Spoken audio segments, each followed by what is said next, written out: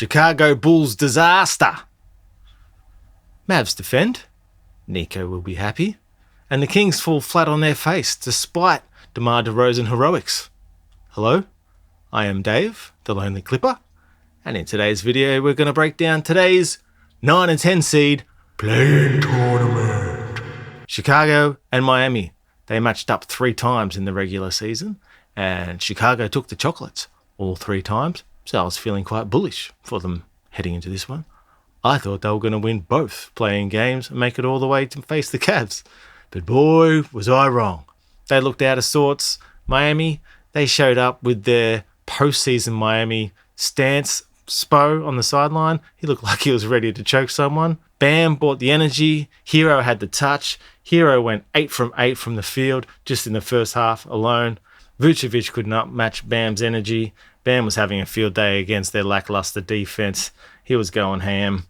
Kobe was looking frustrated. He could not get a bucket to fall. The Bulls showed more fight in the second half. They came out strong, but they couldn't get stops. White had a wide open 3. It would have cut the lead down to 12. Crowd was ready to go ballistic if he hits it. Instead, he misses to a big ooh from the crowd. Hero has a floater at the other end, and it's back out to 15 points. That was the only time they were looking likely to fight back. Hero had a near triple-double performance with 24 points, 10 rebounds, and 9 assists. Miami's really had that dominant 12-0 run there to close out the third quarter, and there was no coming back from that. Chicago, they struggled from the field, only shooting 38% and 30% from free. So Miami advances to take on Atlanta, and the way Miami showed up today, you think if they bring that same energy against Atlanta, they're going to get that done pretty easily, I might think. Do what they do. Make the playoffs from the play-in. Can they make it all the way to the finals? I don't think so. Game 2, Sacramento versus the Dregs. The bad story that is Dallas with an AD that's just wants to fight back and just have a victory. And a victory they got. Sacramento had help from DeMar DeRozan. He showed up. He had a killer game. He had 33 points, 7 rebounds, 2 assists, 2 steals. Efficient from the field, 13 of 28, 46%. I'd still call that efficient.